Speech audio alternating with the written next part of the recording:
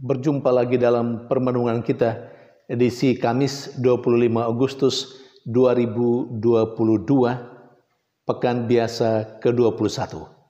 Bacaan-bacaan liturgi hari ini, bacaan yang pertama dari surat pertama Rasul Paulus kepada jemaat di Korintus, bab 1 ayat 1 sampai 9, dan bacaan Injil dari Injil Matius, bab 24 ayat 42 sampai 51.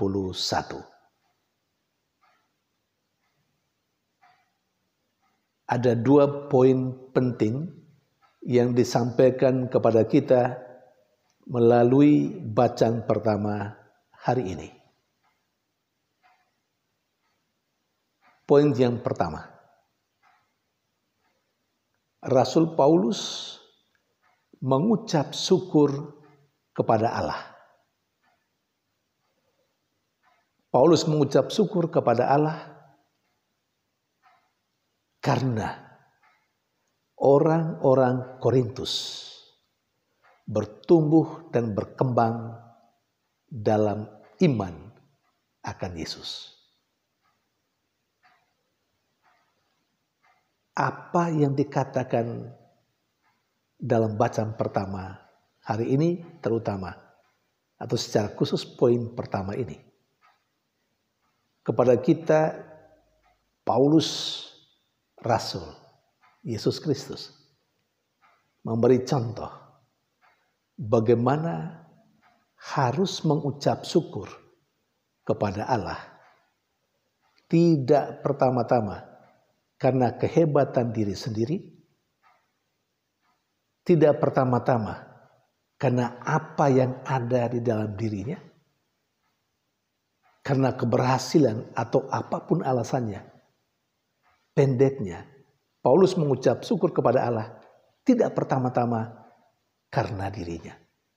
Tetapi Paulus mengucap syukur kepada Allah karena orang lain. Karena jemaatnya di Korintus.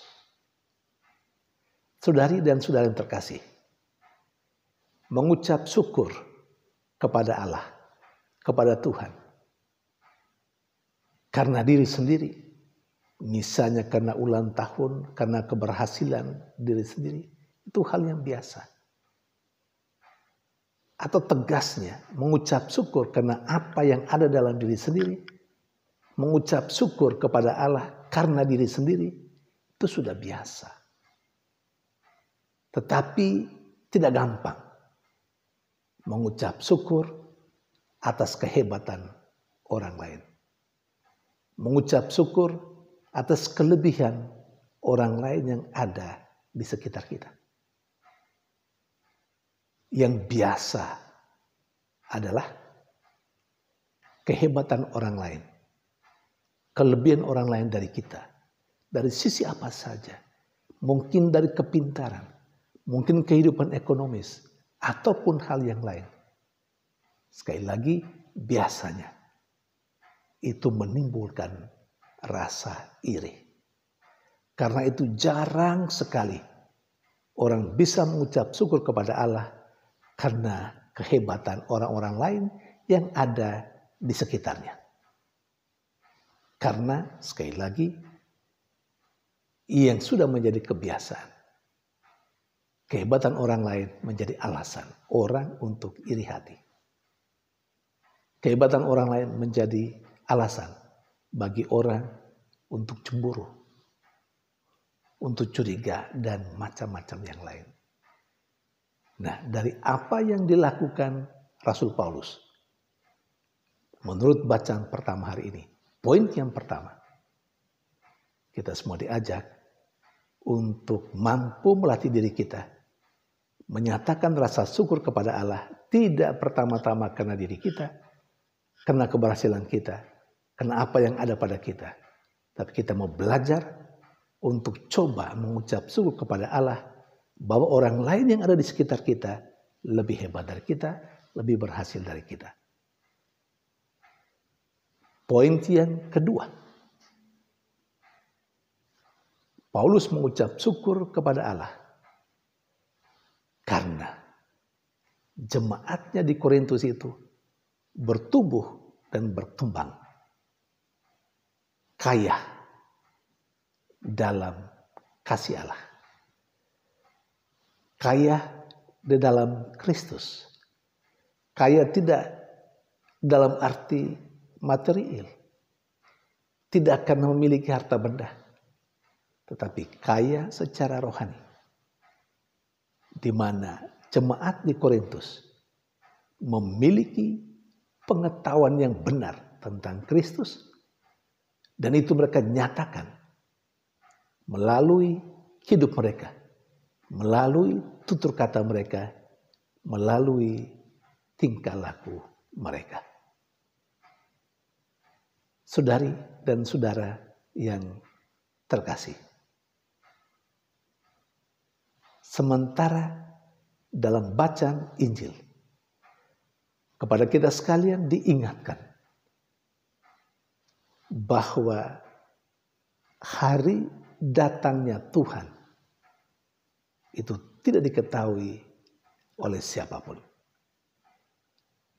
Nah, karena hari datangnya Tuhan dalam hidup kita tidak diketahui siapapun, maka Yesus kepada murid-muridnya saat itu dan kepada kita sekalian mengingatkan kita untuk selalu bersiap siaga.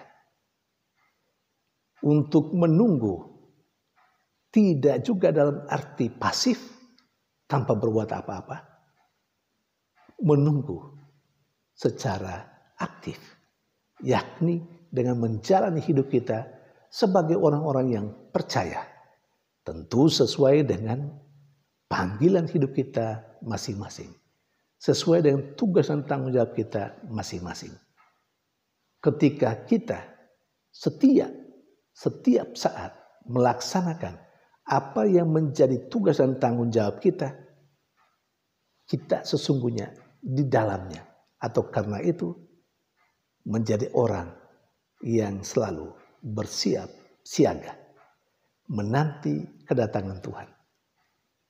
Dan orang yang dalam situasi, dalam posisi siap siaga dalam arti aktif, melaksanakan dan menjalankan hidupnya sebagaimana yang dikehendaki oleh Allah sesuai dengan panggilan dan tugas tanggung jawab yang diberikan kepadanya, orang-orang seperti itu akan memperoleh ganjaran yang berlimpah, kehidupan yang kekal.